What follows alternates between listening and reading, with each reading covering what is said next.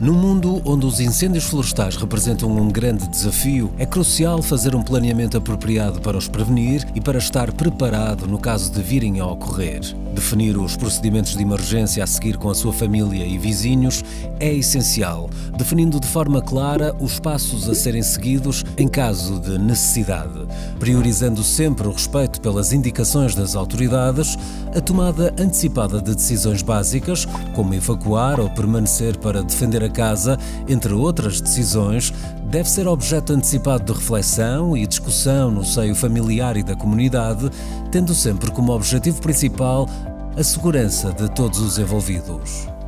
Na luta contra os incêndios, a prevenção é fundamental. A gestão da área envolvente à casa é uma estratégia vital para garantir a segurança de todos. Para tal, é necessário cumprir as seguintes regras. Crie uma faixa de pelo menos 2 metros livre de combustíveis ao redor da casa. Mantenha árvores e arbustos de grande porte a uma distância mínima de 5 metros da casa. Mantenha a altura das herbáceas e arbustos próximos à construção abaixo de 20 e 50 centímetros, respectivamente. Na faixa até 50 metros, mantenha a vegetação afastada entre si, de modo a evitar a propagação horizontal do fogo. A base da copa das árvores deve ter uma altura mínima de 4 metros ou metade da altura das árvores, se esta tiver uma altura inferior a 8 metros. Regue frequentemente a vegetação próxima à casa para manter um bom nível de umidade. Prefira plantas menos inflamáveis, como árvores de fruto e arbustos de folhas largas. Afaste da casa outro tipo de combustíveis como pilhas de lenha, tanques de gás e resíduos de árvores cortadas. Durante os dias mais quentes, evite usar o fogo fora de áreas apropriadas, como churrasqueiras. Além disso, instale uma rede na saída da chaminé com malha estreita para prevenir a saída de fagulhas que podem causar ignições nas proximidades. Identifique e proteja áreas vulneráveis da sua casa, eliminando locais que possam acumular resíduos, como folhas ou fagulhas, durante um incêndio, especialmente em zonas com materiais inflamáveis, como estrados de madeira. Antes de fazer qualquer queima ou queimada, peça autorização através do seguinte site. Deve estar preparado para o eventual aparecimento de incêndios na sua zona, sobretudo nas semanas que antecedem o período mais crítico de incêndios. Informe-se sobre o comportamento do fogo e os procedimentos recomendados, adaptando-os à sua área residencial. Antes da época crítica de incêndios, inspecione cuidadosamente a sua casa e telhado para remover ninhos, folhas e detritos que se acumulam durante o ano. Certifique-se de que as mangueiras e outros sistemas de autoproteção estão prontas para serem utilizadas em caso de necessidade.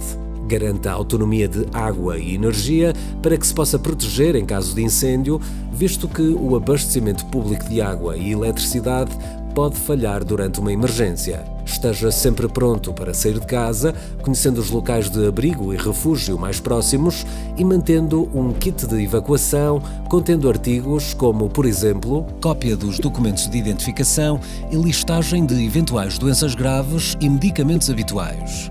Garrafa de água, barras energéticas ou alimentos de alta energia, rádio, lanterna, powerbank carregado, máscara de algodão para a proteção das vias respiratórias das partículas, um chapéu, apito, canivete multifunções, kit básico de primeiros socorros, um baralho de cartas ou um jogo para passar o tempo, principalmente se houver crianças envolvidas.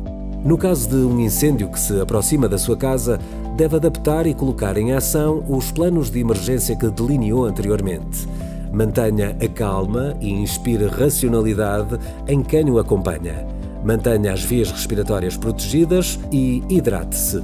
Se suspeitar que o fogo pode chegar até à sua casa, caso não tenha dúvidas de ter tempo, retire as crianças, idosos ou pessoas com dificuldades físicas ou mentais para um lugar seguro.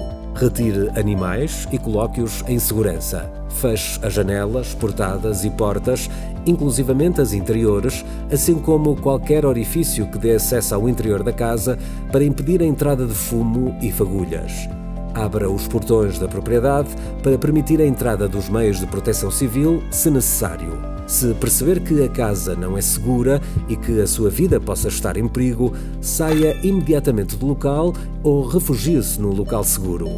Mantenha-se atento à evolução do fogo a todo momento. Antes de o fogo chegar, é importante revisitar as zonas mais vulneráveis e eliminar situações propícias a ignições, como, por exemplo, limpar telhados, caleiras e afastar qualquer amontoado de resíduos da sua casa. Além disso, coloque o seu carro e equipamentos de maior valor num local seguro, protegido da frente de chamas e de fagulhas, mas lembre-se que a sua vida é mais importante do que qualquer bem material.